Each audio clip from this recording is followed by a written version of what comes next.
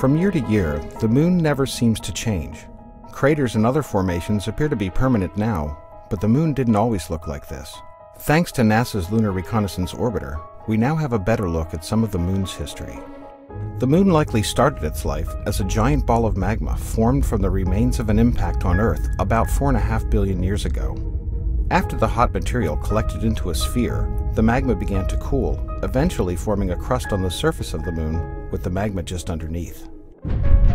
Around 4.3 billion years ago, a giant impact battered the moon's south pole, forming the South Pole Aitken Basin and sending debris as far as the opposite side of the moon. This impact marked the beginning of a period that would cause large-scale changes to the moon's surface. One by one, more huge collisions shaped the terrain, some forming large basins that would eventually fill in to become the dark-colored patches of the moon, known as maria. They began as normal craters, but soon started to change due to the size of the impact on the relatively thin crust. Because the moon had not yet fully cooled on the inside, lava began to seep out through the cracks caused by the impacts. The resulting volcanic activity spread lava throughout the craters, gradually filling them in and cooling. Because of the high iron content of the basalt in the rock, the maria reflect less light and therefore appear darker than the surrounding highlands of the moon. Around 1 billion years ago, volcanic activity ended on the near side of the moon as the last of the large impacts made their mark on the surface. The moon continued to be battered by other impactors, although they were much smaller than the objects that formed the largest basins. Some of the largest, most recent, and best-known impacts from this period include the Tycho, Copernicus, and Aristarchus craters, which are unique due to the complex system of rays that stretch out from the impact site. Finally, we arrive at the moon that we see today. Though the surface continues to be affected by impacts, the rate has slowed down drastically to the point where the moon appears unchanging to the human eye, as a permanent record of its own history, and a glimpse of how craters may have formed here on Earth.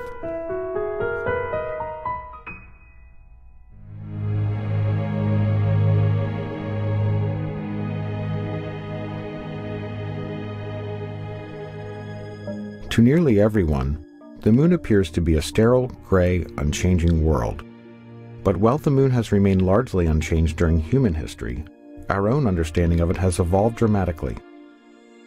Thanks to new observations, we now have not only unprecedented views of its surface, but a whole new tour of the moon that shows how both it and other rocky planets in our solar system have been shaped over billions of years.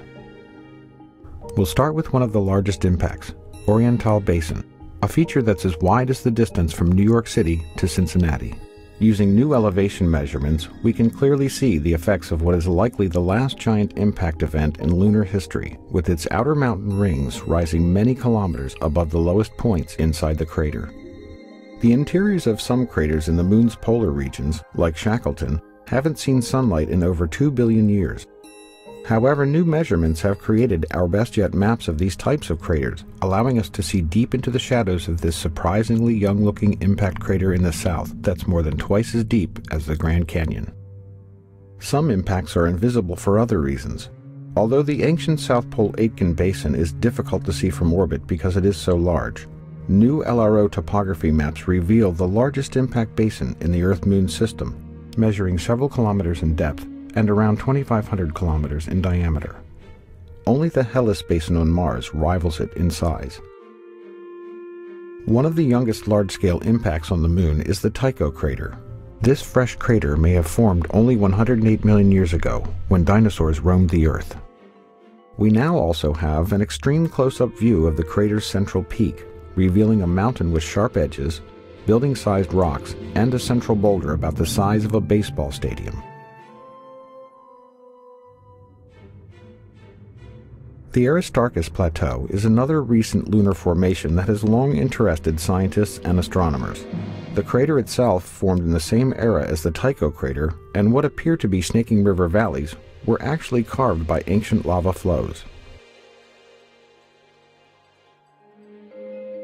Next, we arrive at Mare Serenitatis on the near side of the moon.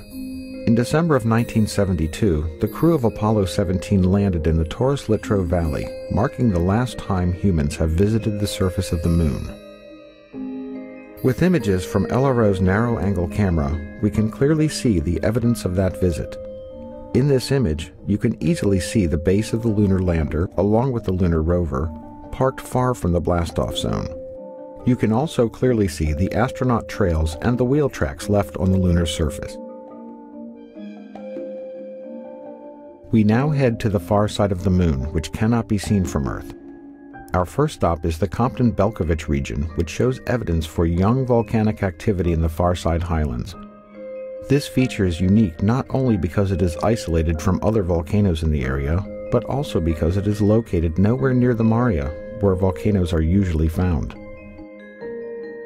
Also, on the far side we find the Jackson crater, which, like the Tycho crater on the near side, has an extensive and complex ray system.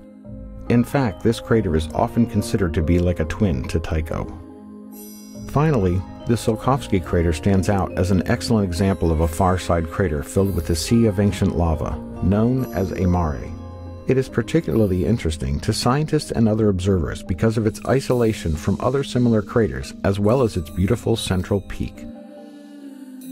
As we continue to study the Moon, our understanding of it improves, giving us new insights not only into how it has evolved over time, but also how other rocky planets in our solar system have come to look the way they do. With new missions, new instruments, and new technologies, we will continue to improve our knowledge of the Moon and better understand the history of our solar system.